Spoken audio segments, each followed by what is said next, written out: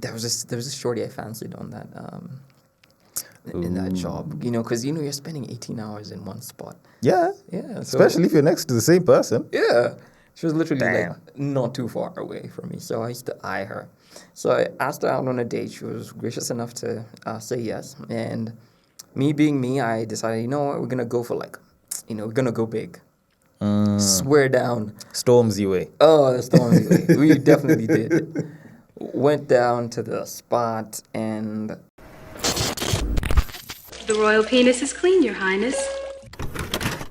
Welcome to the Breaktime Podcast, where I talk about love, sex, and relationships from a guy's perspective, as well as a bunch of other guy shit. The man on the mic is a man who might find it hard to breathe if you've got that asthma. He is also not the only man on the mic, because there are two mics and there are two men. But the man on the mic is Sir Denver B, and I am joined by a particularly well-named man, a man that knows way more about money than I do, at least as of right now, and probably might be one of the few people that I can say is here to educate me.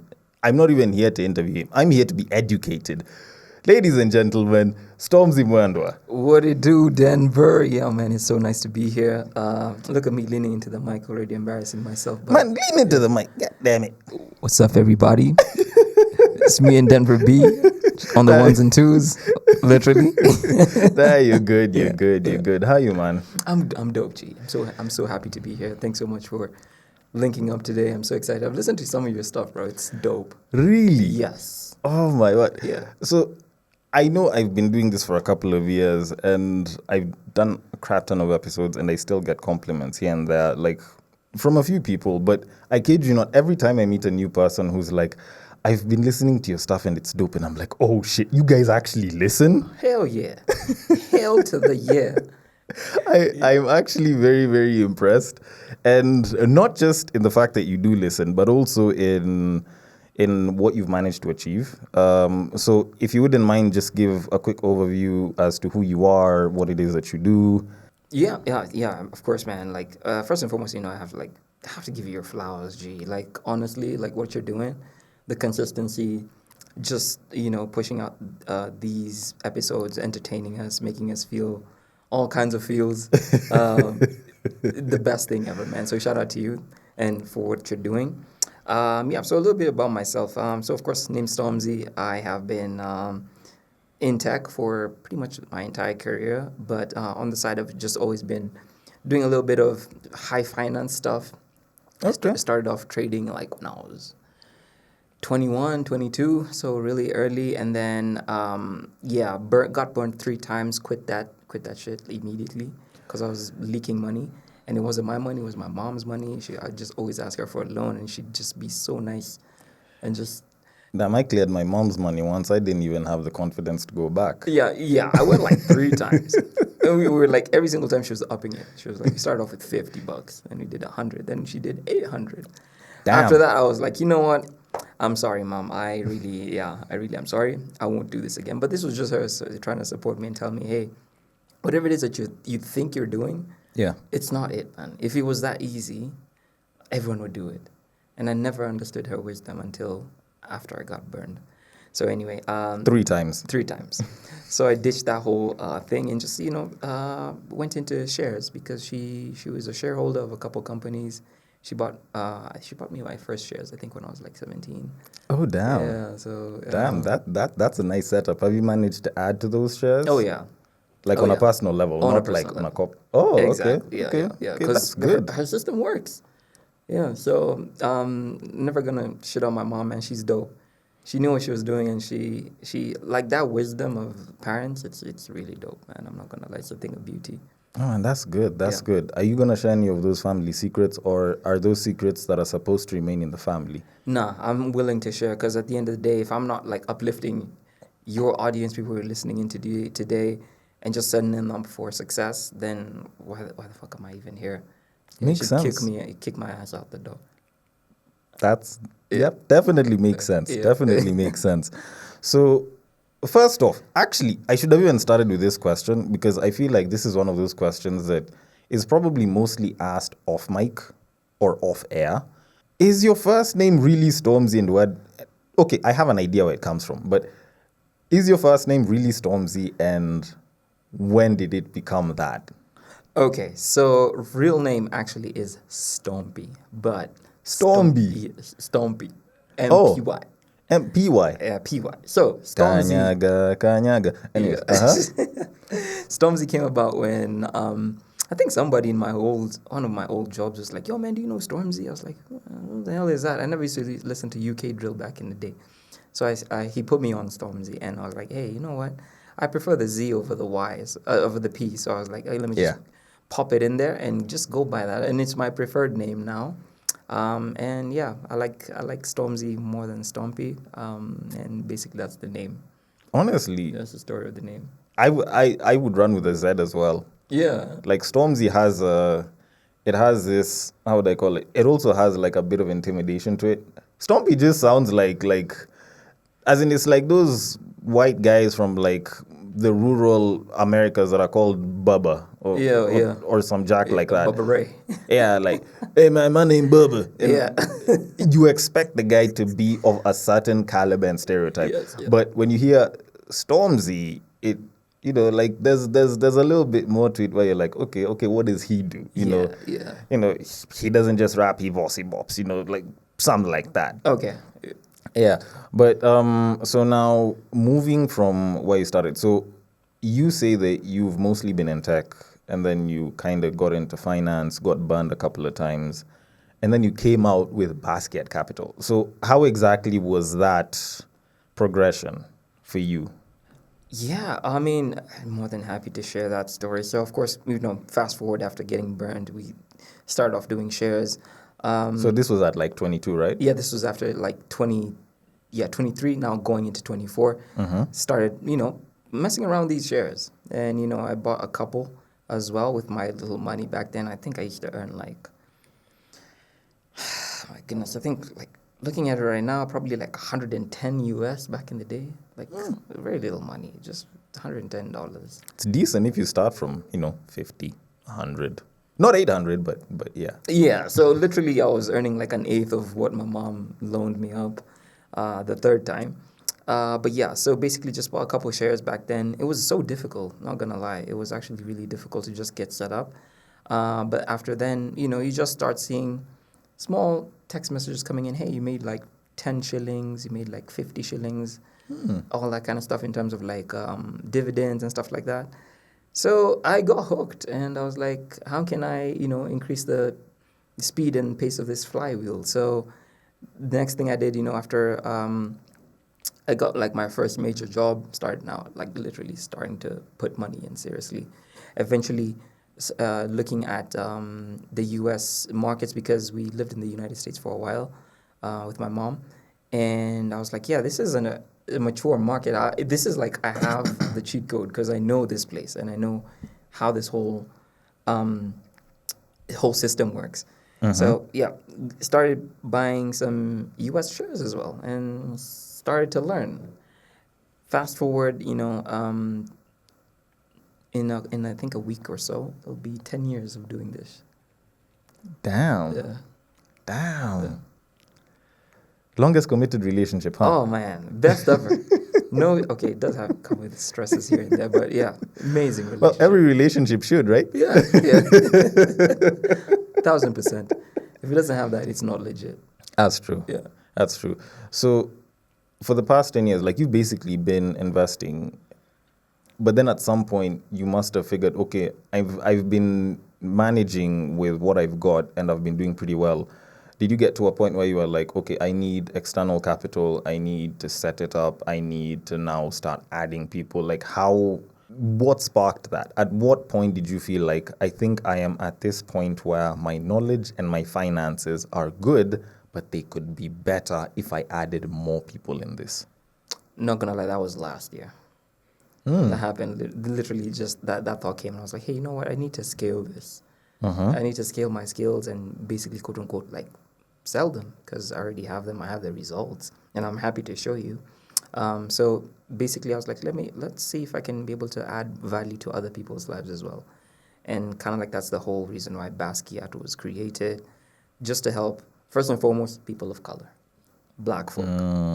Because we Okay. are always, for lack of a better word, we're just always shitted on. People look down on us in Yeah. different continents.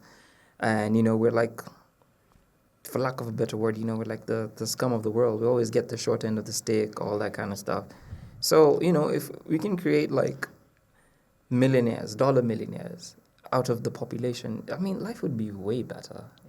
That's true. Yeah, That's true. so that's the whole goal of Basquiat, just empowering folk of color, people who are in underprivileged areas, to just kind of like look at generational wealth long term and just help them get started with this journey as soon as possible. Okay, okay. I like the fact that you've mentioned generational wealth. I am going to hit at that in a bit because, okay, generational wealth as a buzzword has been there for the past few years. People always talk about, oh, we're trying to build generational wealth. But I feel like it's been a very overused and misused term because some people will use it so that they can try and take more money, try and skim more from the top, try and, for lack of a better word, scam people. What are your thoughts on handling just wealth in a way that you can stretch it out to the next 1 to 2 generations? Man, that's a fantastic question, to be quite honest. And as you said, unfortunately, a lot of people have been suckered into schemes that, just pull them in.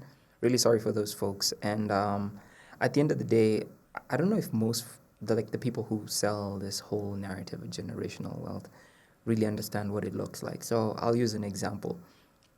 Pretty sure you know these folks, these families, the Rothschilds, Yeah. people, the family that owns the world. Illuminati. Those kind of people, the Rockefellers, guys Yeah. who've been in this for decades. Yeah. Decades. And it's just the person who starts is the one who kind of like, the one who started it in the first place is the one who brings it down to like, the next 1, 2, 3, 4, 5 generations and make sure that he impacts or she impacts the knowledge that, hey, this money we need to keep and continue growing it for Yeah. us. Yeah. So because the term has been like loosely, just used all over the place, people think that it's a way to be able to like make the most money, as much money as possible, enjoy it within your lifetime, and then you can check out, and then the rest of the folks behind, they can sort themselves out. Yes. They will enjoy the wealth of that generation. Of that generation. Yeah. And it really doesn't work like that. You always like look past yourself. It's beyond you. You're like, I'm fine. I may not enjoy this, but my kids probably will if I'm planning to have kids. That's the hope. And their kids, I will make sure I teach them and make sure that they understand that this is something that they also need to pass on to their grandchildren. Yeah. So it's actually, it's not even grandchildren, it's great-grandchildren because they're skipping their generation, they're skipping their next generation and going to the other. Yeah. And building about it. So when you start thinking about generational wealth like that, you actually see how insignificant you are. You're like, yeah.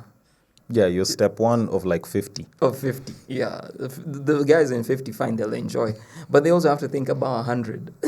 Yeah, but I feel like the idea of wealth going multiple generations is very hard to achieve, considering that statistically 80% of generational wealth, quote unquote, is lost by the third generation. Do you feel like it's easier to beat it now than it was back in the day? Do you feel like it's how you raise the kids and how they raise their kids? How do you think that you'd probably want to do that? Like, I know, yes, some of us still pull out, so we don't have kids yet.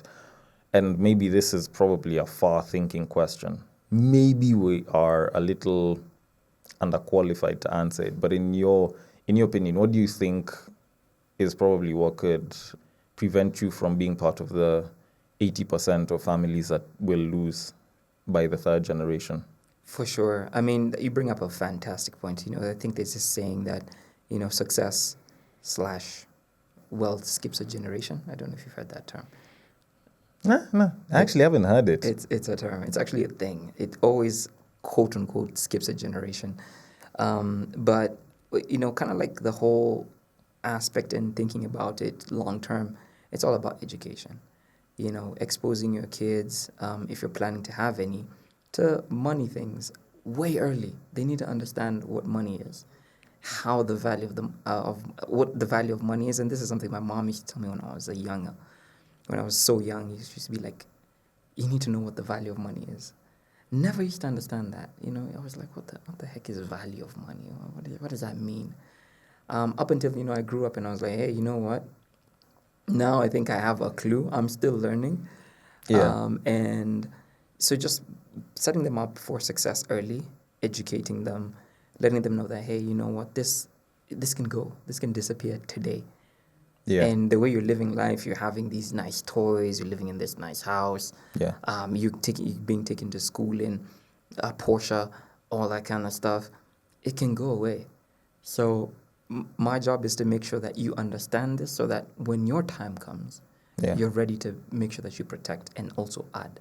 And I think with that, you're basically just setting your kids up for success. When your time comes to, exit stage left on this earth, you'll rest easy. Yeah. Yeah. Yeah. Yeah, that's actually, it's a pretty good way to look at it. I'd probably also do the same. I've seen some of my friends' families from the Indian community and how they manage each other and how they actually bring each other up, and it's actually fairly similar to that.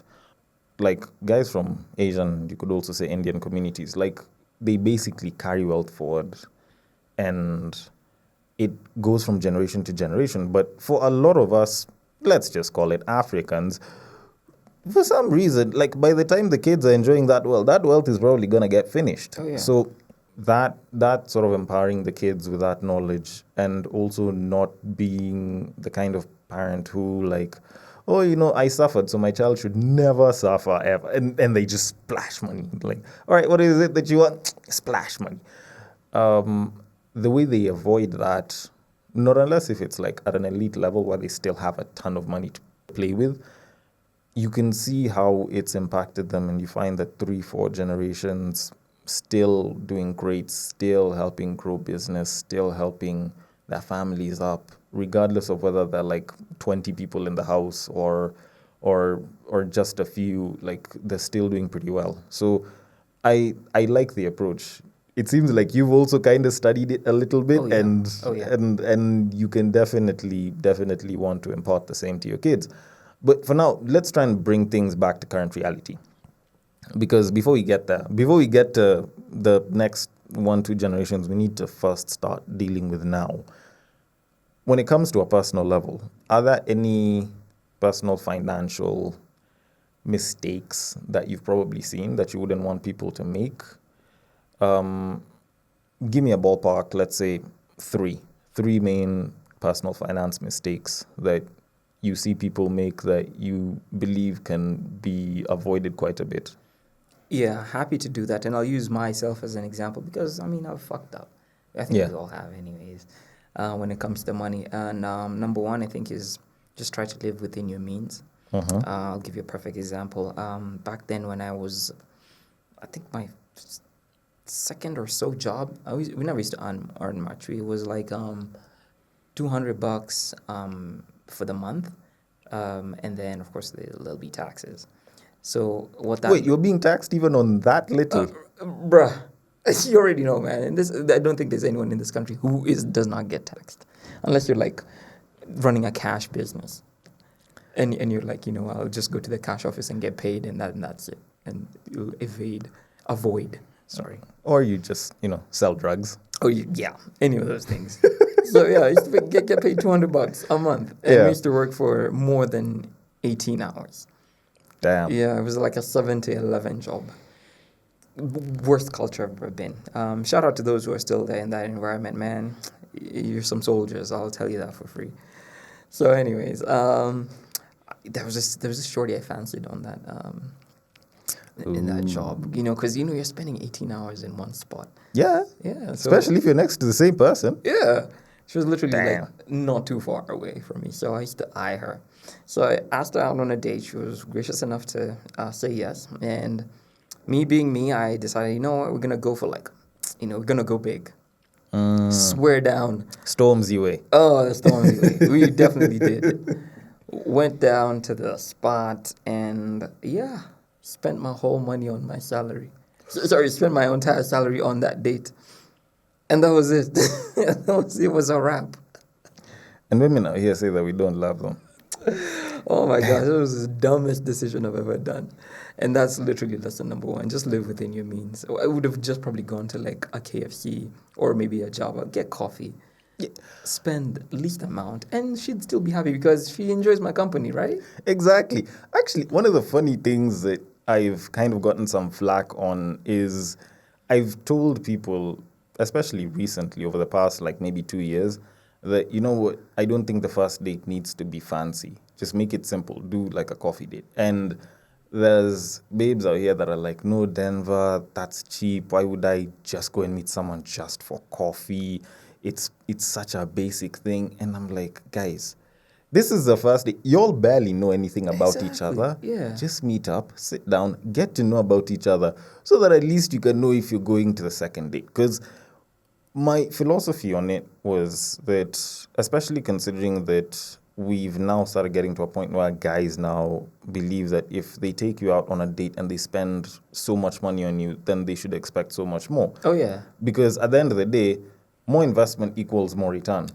sure. That's usually That's the principle. Yeah, that's a Yes. principle. Yes. So for us, we're looking at it as an investment, and she might be thinking, oh, you know, I invested in the dress and the makeup and the cleanser and blah blah blah, all just to look good for that one day. And I'm like, you know what, just rock a crop top and jeans and just meet up with a dude for coffee the first time.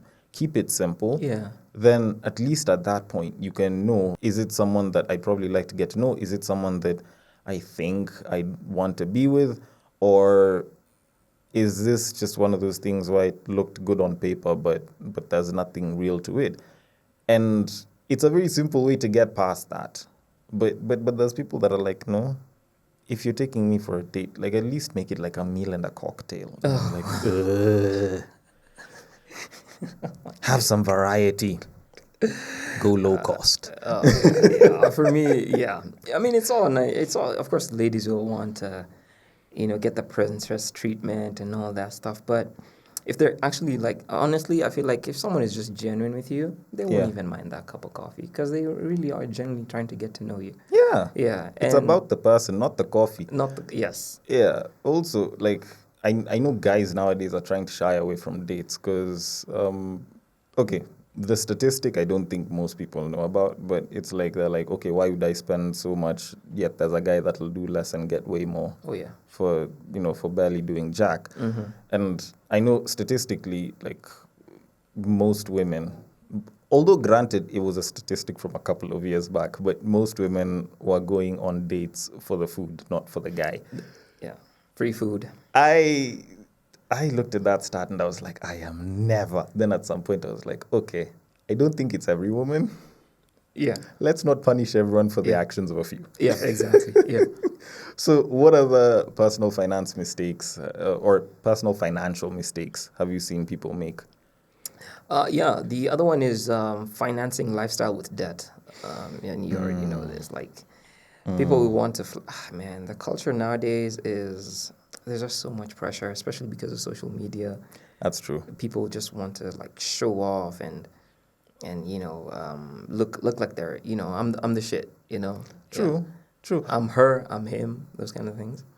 Although I feel like nowadays it's changed a little bit. Granted, maybe it could be an age thing and the level in my life that I'm at, of which granted I'm still technically a kid.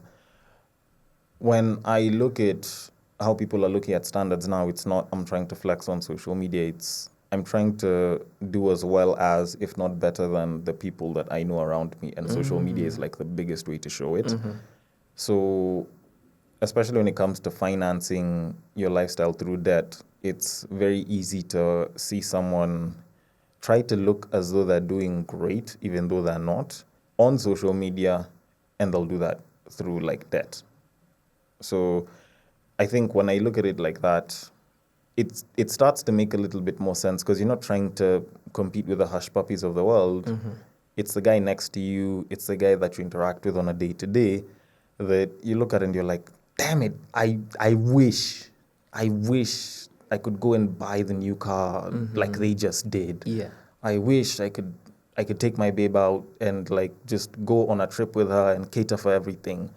Like my girlfriend's friend was busy saying that she got, and like usually it's not like that, like, oh no, I want you to do the same for me. Of course there are some that will, but a lot of times they're like, oh yeah, buy this. So I had so and so had taken his babe out, or took, let's give a random name, Sharon, out for dinner for the anniversary, and they went to this and this place, and they had a tomahawk steak for 8K. And you're like, oh, okay. Oh, so Sharon's boyfriend apparently for her birthday, has taken her to Coast, and apparently they're supposed to be spending the weekend before they come back, and they're still supposed to be going to X, Y, and Z. And you're like, oh, okay. And it's not that they know that they're putting pressure on you. You're the one that's feeling the pressure just Yeah. slowly Yes. trickle in. Yeah. So I can see why that affects guys. But when I look at women, I find it a little bit hard that they would choose to do the same. Because, okay, guys might probably compete against, other guys and what other guys are doing for their partners. But I feel like women will compete against each other. And it's not like they're flossing so that they can bag the best guy. It's just, they're just competing with each other just for competing. 100%. Just for competition's sake. They're just like, Yeah, you almost feel they're like going it's at just it. for competition's sake. Yeah. Like, oh, so your colleague got a new dress. Oh, I'm getting a new. And it has to be better than hers. Yeah. Yeah. And I've never fully understood why some people would compete on that level. Maybe you might know a little bit more about. Granted, I know you don't have the requisite parts, but why do you think people compete so much on a lifestyle and just social level to the point where they have to get into debt? Man, it's just human nature, to be quite honest. You always want to dominate, and that's why there's wars today being fought. People are, happy to post their personal lives and show off. This is the kind of level that this is where I'm at. Because I wanna be higher than such and such or so and so. It's just human nature. We've just always been combative. We want to be competitive. We want to make sure that we're, apex predator level. I'm him, I'm her type shit. So Apex predator. It's been a apex minute since I heard predator. that. I'm literally a killer. Don't mess with me, man. Do you know who I know? Do you know like my circle of people? Yeah, that kind of thing. So it's just human nature, and people will go to extremes for that. Oh, yeah. And as we've talked about, people would rather get into debt. I mean, classic example is this lady, this I think she's a social influencer, someone like that. I forget her name. But I saw the story one time that, people were just exposing her friends were exposing her for borrowing obscene amounts of money to do shit, like go on, like pay for a flight. Yeah, I kind of saw that and I was like, okay, that is, I don't know if there's usually a point where someone is like, okay, I think I probably stretched it a little too far. But I think for other people, and I'm not saying that this is the situation for her, I don't know her personally or anything of that sort, but I do think for some people there isn't really an end. It's like, no, I need to make sure that this is what it looks like and this is what I want, and I'm going to make sure that it's achievable by any means necessary. But damn, if that's just to be at apex level, like, goodness me, I'd much rather just draw my own lane and be like, guys, I'm here, and that's me. And I'll just place myself somewhere and... If you're part of the tribe, cool, come through. We've got cookies. If not, fuck off. 100%. In my opinion. Yes. Like, that's how I feel most people should be, even though that's not really the case for most people. I feel like nowadays, cool as how a lot of people like to make it seem has kind of gone into two camps. So it's like, oh, you know what? I'm gonna roll as a lone wolf, and I'm gonna be cool like that. And then the other one is, my friends stay winning. Yeah. Literally. Oh my goodness. Yeah, the whole team wins. Yeah, for sure. It do be like that. And I mean, that's just, it's just an unfortunate turn of events. But man, like, just seeing that, I always feel a little sorry for the people who have to go through those Yeah. things to just, prove yourself to people who really don't even give a shit about you like that. That's true. Yeah, they want to see you succeed, and this is in double quotes, until you fail. And then be like, ha ha, like, see, I knew it. Yeah, Yeah. like they always just wait for the downfall to be like, ah. Yeah. And I knew when they were spending that money buying, we knew very well. Yeah. Eh? Yeah, hating is the best investment nowadays, man. Like, people literally just put in a ton of energy Oh into yeah, hating. oh yeah. Ragebait gets a lot of clicks. Oh, yeah, for the sure. algos love it. Love so, So, I mean, to each their own. yeah, And I think just like the final point in terms of like the three mistakes, like I see folks kind of like do, and I've also done as well. So we've talked about the debt, just living within your means. yeah, And I think the last thing is just, man, just prepping for those rainy days, man. Like, yeah, just a lot of folks don't, like, when it's good, and Yeah. people definitely don't think about, you know what, things could change yeah. When it's Yeah. good, you feel like it's gonna be good forever. forever. And then Yeah. when it's crap, you're like, when does it end? Yes, yes, it's just crazy. And the classic example of this is artists, music artists, Yeah, folks who are like popping, like they're hot. yeah, It's just, oh man, it's hit after hit after hit after hit, and then just the music shifts. Another couple artists come out of the mud, and it's now their turn to eat. And you're over there. You're. We talked about Olivia, for example. Yeah. Yeah. There was a point she was hot.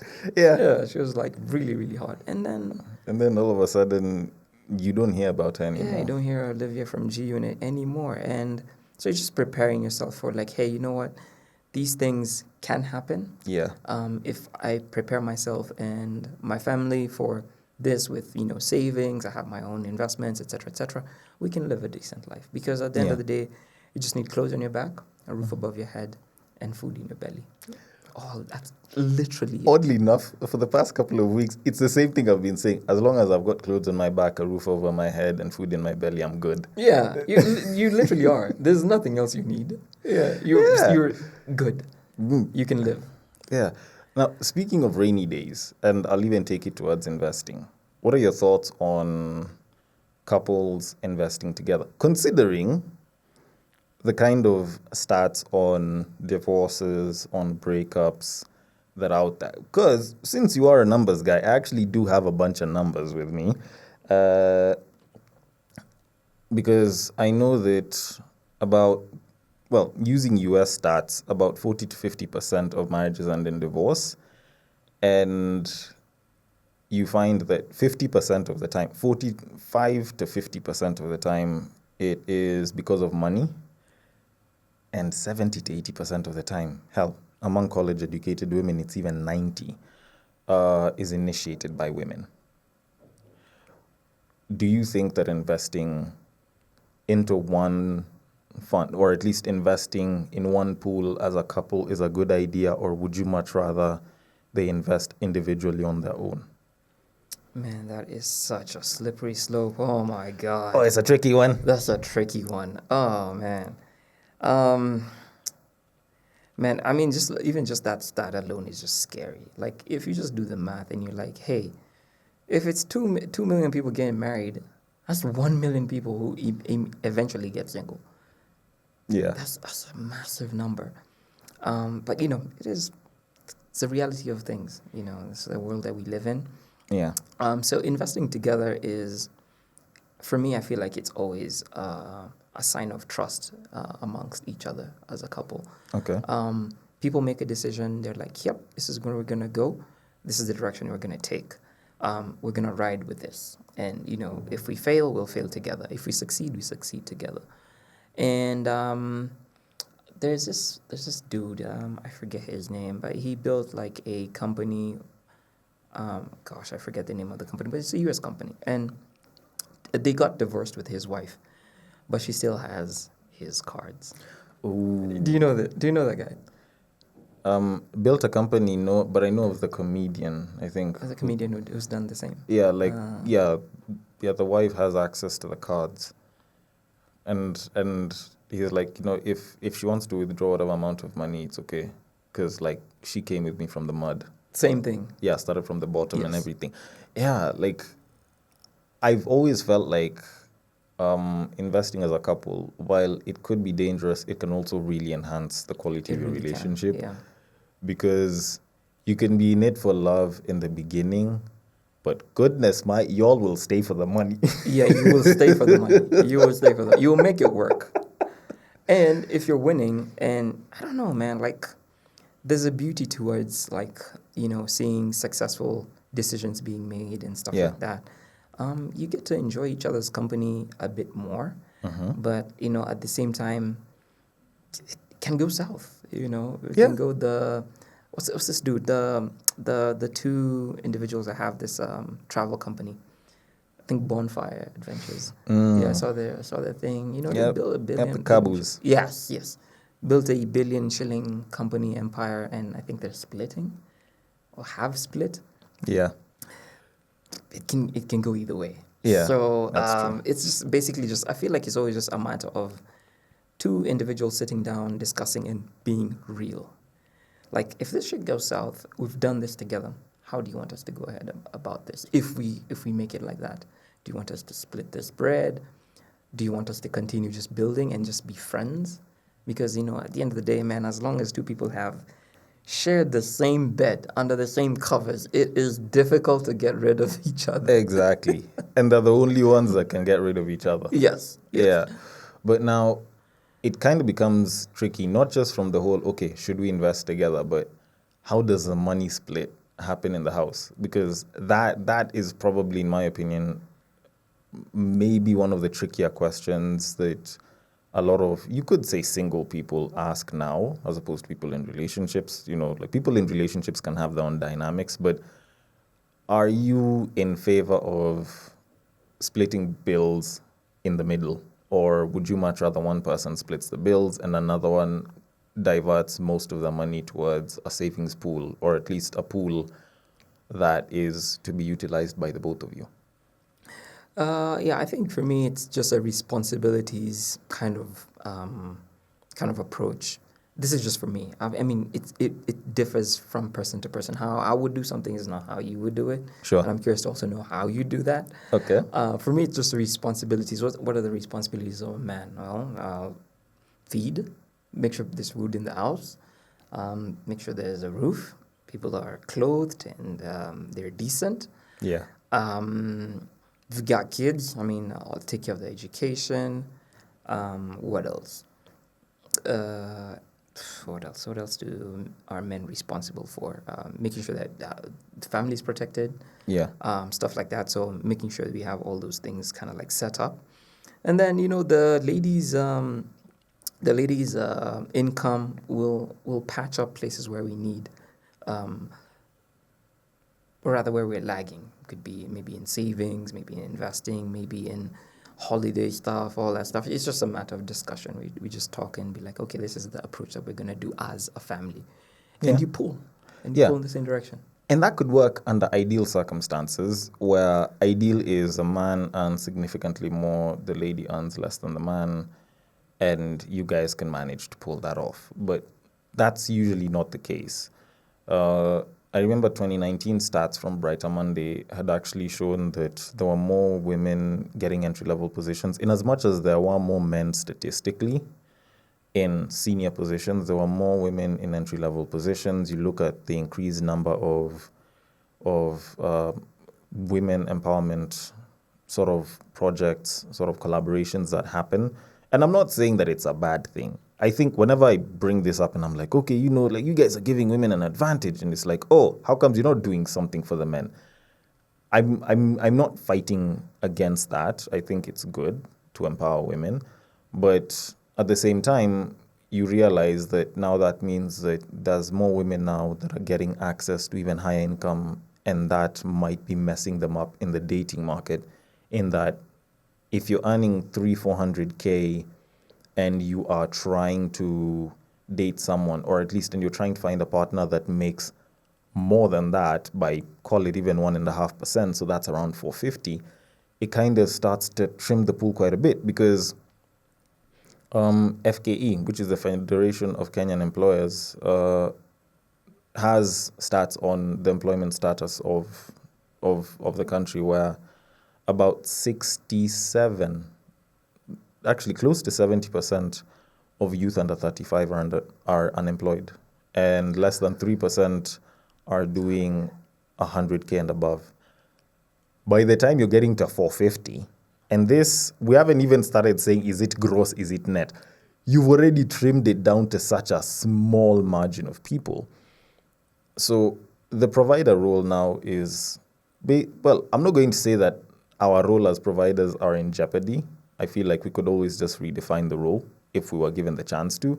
But I do feel that it's basically coming under fire. So how would you suggest, like in your opinion, because, you know, we're looking at things from the ideal, but we need to try and be a little bit more realistic. Even for me, as an individual, it's not like I will be able to sort out all the bills and be like, okay, you just put your money into investing.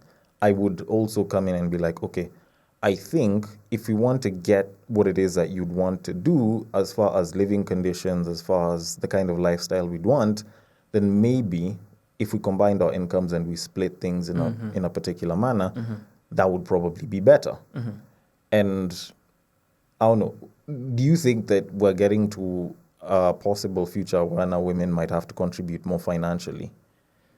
I think we're probably even already there, as you know, just based on those stats. Yeah. We're definitely there. Yeah, we're definitely there. Cool. So with that being said, honestly, like I said, I mean, it's just a matter of communication. Yeah. And ladies love communication. That's kind of like what I always get. They love a communicator and just being able to talk. They love to talk. I feel like they love to talk. Communication is, that's a tricky one, in my opinion. Yeah. That's very tricky. It's tricky, yeah. But I mean, just you get what I mean, though. Like, you know, just being able to sit down together and agree. This is the direction that we're gonna take. And you know, if she's earning more and I'm not, it's not set in stone. That's gonna be the way it's gonna be like forever. That's true. Yeah, that's true. Especially as you age, you know, you do tend to make a little bit more money here and there. Yeah, you know, the beauty about it is like what they say. The two clocks of men and women are really different. For men, it's the financials. For women, it's the physical and age. Yeah, you know, their clocks tick, and hey, you know what? I'm 30 and no longer, nobody's talking to me anymore type shit. So the numbers are dwindling. Yeah, and it's the exact opposite for guys. You know, the older you get, you know, I don't know, you just attract this financial, you know, prowess. You get a little bit more money and you're more attractive. And it's very interesting. So with that being said, I mean, for me, like I said, you know, just that communication aspect, talking and agreeing that, okay, fine, you're the one who's winning right now.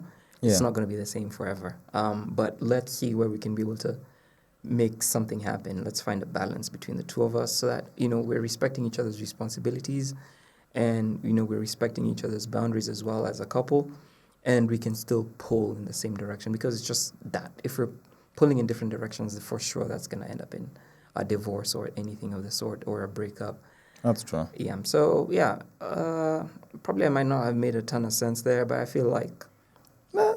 There's at least there's some nuggets of wisdom, because you're not coming from nowhere. You have some understanding, both as a man who has approached women and spent all of his month's salary on one. Dumb shit. And a guy who has been fairly well seasoned as far as matters finance go. So now let's look at the pool of money.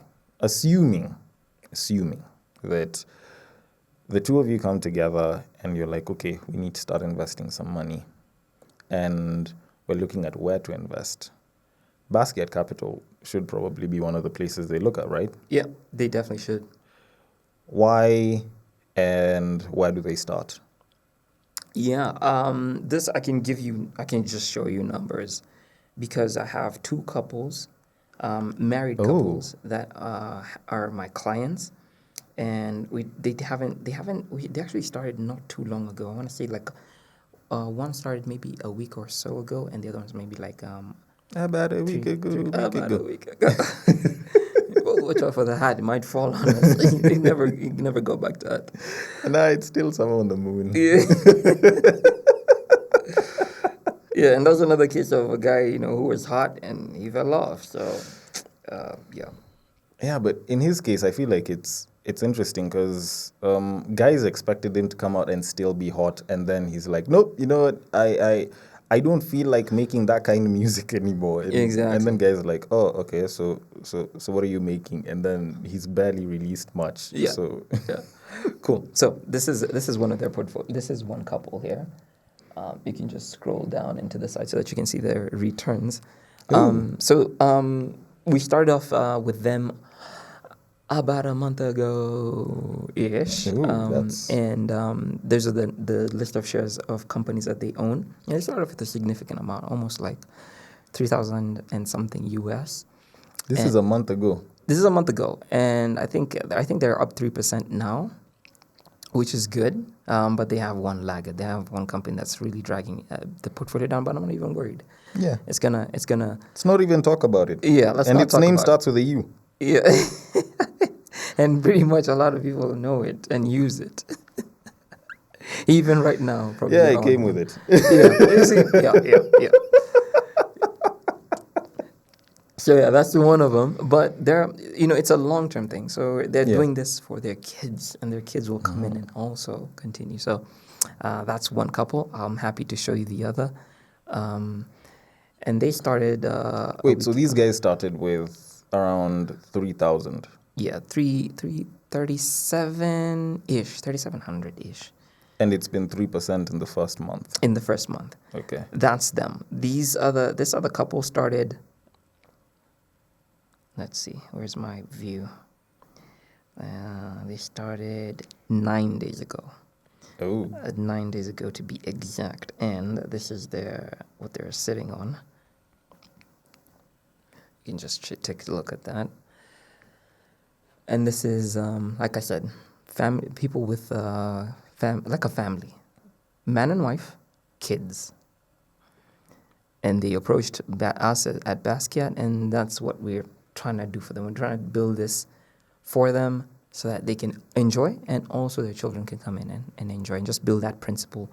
So, with that being said, what we do at Basquiat is it's a portfolio as a service business. We just help people build portfolios for themselves, either when it doesn't matter their marital status. Yeah. The end goal is just to help them start parking up the money where it can actually work for them, and they can see it with their own eyes and access it. I have one of my, I always use her as an example. Client that just joined us. She's a single lady, so anyone who's listening and might anyway. Now let me not do that. That's wrong. If anyone would like to, well, not buy her heart, but steal it, you can reach out to Stormzy. Reach out Via to the me. number I'll hook you 07. up. I'll hook you up. Her name's Mercy. So shout out Mercy if you're listening to this. We started off with let's see. Let me tell you how she's held. Her portfolio is 92 days old, so that's like 3 months. And this is what she's sitting on. I just look at her and I'm like, yeah, 92 days old. 92-day old portfolio. That's that number right there. Okay, am I allowed to read it out? Yeah, you can. 47.02%. Yes. It's almost criminally high It's criminally high. Yes. because people rarely ever outperform, actually, like, save for very special cases like Buffett and so on, people rarely ever outperform certain market numbers because, like, I know a lot of people here in Kenya like going into real estate, and the return on real estate is good. It's not like the most significantly high, and the last time I checked the stats, it was somewhere around 5 to 15% per annum. I know there's some places that are promising a little bit more than that, but guarantees are a bit wonky. So, This is me just checking in on her. I wanted her to show me. oof. So if you check out the image, and this was like beginning of July. So if I text her right now and be like, please just show me your performance right now. 34.81. That was then. But yeah, so she owns really good companies, high growth companies. So She's a happy camper, and I'm okay. just So you essentially try to find the high growth companies and try to park with them. yeah. But doesn't it feel like it's a okay? I hate to call it a gamble, but it's a bit of trust that. Well, let's be very honest. American companies have been very good at screwing with. For sure. I mean, at the end of the day, it's best case judgment and just making sure you're covering your ass. Because at the end of the day, I don't want to be in a situation where a client is like, oh man, we bought this company and look at it, it's almost wiping out, my portfolio and stuff like that. So number one, it has to be high quality. It has to be have been in business for a while. It should be showing signs of growth. They should be growing revenue. For example, I think like Google did earnings yesterday, and my oh my, like they're winning. Oh my goodness, Google is massive. Wait, even though they're still losing out on the AI race. They're not losing. Okay, I don't think they're losing out now. Yeah. But they were kind of almost caught flat-footed Yeah. to some degree. But they're still doing that good. They're doing amazing because they have so many businesses. They have so many segments within their overall business. So, and they're growing in all sectors, in all areas.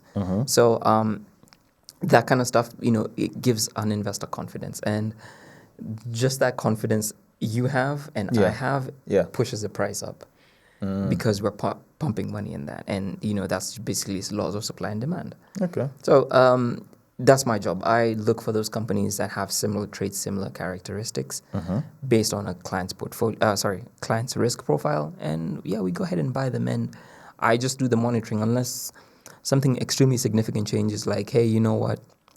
Denver was CEO for 20 years, and he's been caught in a scandal where he's been embezzling money. That will cause issues. So that, or like at a Coldplay concert with the head of HR. With the head of HR, just snuggling and all that. And someone just like, you know what, I'm going to step aside. I'm stepping aside. I don't know how that affects the company. At the end of the day, if the leadership was good, they were just having some fun. Like what's the worst you're going to do? Report him to HR. Oh, wait, no, he's with head of HR. Yeah, and they're loving life. Yeah. Cheating on their spouses. It is a pretty interesting scenario, that one. I can get how that can affect the confidence of the board and investors because it kind of contributes to work culture. Because if the work culture, okay, I'm not saying that canoodling with people in the office is a problem. I think if it's done in a fairly respectful way, I think office relationships do have a place. Actually, a lot of relationships that have turned into great families started from the office. 100%. So saying that, okay, the office relationship is a problem, I don't think the office relationship is a problem. I think it's how people carry it out that's going to be the problem. The problem is there's too many people out here that are trying to be players, and there's a lot of people that do not know how to keep office matters to the office and personal matters outside. Yeah. So I think that's what messes it up as far as dealing with HR and office relationships are concerned. So, like I have said on the podcast that I am pro-office relationship, but I think that does need to be some lines to it. And I think some HR departments are like, you know what, if you guys are going to get into a relationship, at least come and inform us first. So I think there's some approach to it that seems fairly positive. But as far as like a company being profitable or being a good company based off of how people are dating in the office, that's a little bit wild. Yeah. That's a little bit wild, but I think that just goes back to the whole speculation issue. So whenever someone will choose to invest with Basquiat, where do you start them off as a package, and do you invest alongside them, or do you just show them where the money is going to be as a consultant? Yeah, exactly that. Basically, I'm like, okay, these are the companies we're going to buy for you. And Okay. you'll be the one pulling the trigger. We're not licensed to take anyone's money. So Okay. we're non-deposit taking. Everything resides in the client's brokerage account. Okay. I'm just like, let's just hop on a call. These are the companies I picked for you, and this is why. Okay. And I will track this alongside with you so that you don't have to do that. I am the one who will be like, every single month I do a report. I'm like, okay, this is where we're at. Okay. Let's look at performance, kind of like how I've shown you with Mercy, for example. Yeah. And it's just a duty, because we sign a contract, and it's Yeah. like I get paid based off of performance. If your money is not making money for you, I don't get paid. So my job is actually fiduciary to make sure that you're actually making money, Okay. and you're seeing your investments actually give birth to more money for you and stuff like that. So that's the principle that we work with, and we've been lucky and fortunate enough to have results like Mercy, other people the same who are just seeing similar results, just trying to spread this culture across the nation, the continent. You can do this. Like, you can do this as a couple. You can do this when you're still single. Whenever your partner comes in, you can also introduce it, because it's good. Yeah. It's a good thing. You are actually planning for your future and your retirement and your kids and stuff like that.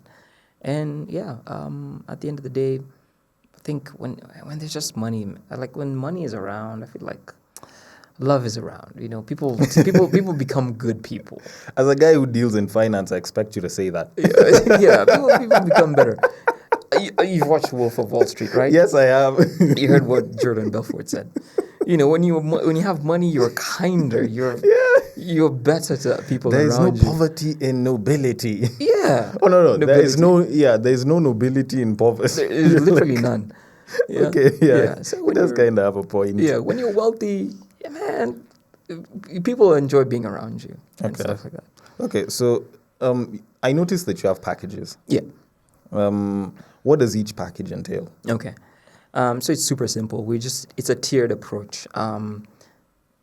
The first package is a simple package, a basic package. Folks can, just get their foot wet, or rather get their toes wet, by starting off with that one. Super simple. We do 2 stocks every single month. After the first month, where we do 10 stocks, so we try to diversify immediately. Oh, so you start by diversifying into 10, then you yes. just trim down to 2? Trim down to 2 every single month, and then of course, we know we're having. It's still kind of small in terms of like clientele right now, so we do have one-on-ones. Eventually, it'll become a webinar when we reach critical mass.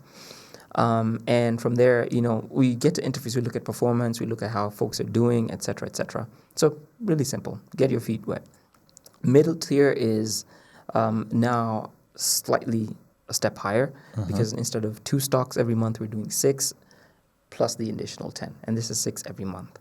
And on top of that, there's a custom investment strategy for you based on your risk. So we'll do a little bit of a questionnaire, we'll do a little bit of onboarding. Okay. But that requires more investment for you to do 6 stocks. For sure. Okay. Yeah. Is there anything else? There's a little bit of portfolio management, so we'll try and rebalance quarterly. Yeah. So, for example, with Mercy, we don't want these gains to just get wiped out by a singular event. I don't know. So DeepSeek. Yes, DeepSeek type shit. Or Iran versus Israel type. Yeah, that kind of thing. So we can trim off her positions, and she can take some money out, enjoy herself, go buy herself a nice little dress or expensive perfume, anything that she wants to do, or she can reinvest. It's up to her. She'll make the call. So that's portfolio management. Comes with that package. And of course, now you have access to me. You can reach out to me via phone calls or text, WhatsApp, anything you like. Yeah. And stuff like that. So next tier is more or less the higher one, which is now tailored towards like folks with deeper pockets, folks who have like 50, 100, 1 million US dollars to just invest. Wagyu money. Wagyu money. Yeah. Yeah. Like on a daily type. Yeah, and they're like, you know what? Oh, Wagyu, and this has to be flown in. Yep, Wagyu beef. Yes. Caviar. Caviar, that kind of thing. So that's tailored to them. It's very, very bespoke, and they don't have to do anything. I do everything. Yeah, but on their accounts. Oh, Okay. okay. So it's a monthly package with a limited number or an unlimited number of consultations. Yeah, or so it's dependent on the package that you choose. yes, depending on the package, but we try to do monthly, Yeah. and it's an annual contract, so folks can actually we walk with this. We do this thing as like a long-term relationship. It's 12 months. Yeah. Okay. So you kind of set the floor a little bit high, Yes. but the promise is that the returns are also going to be high. Yeah, because we're doing it long-term. Okay. Yeah. Okay. Yeah. Okay. I really can't promise like we'll consistently do it, but it's possible. Yeah, you'll do your best to try. I'll do my best. Yeah. The rest is now within the hands of the stock market gods.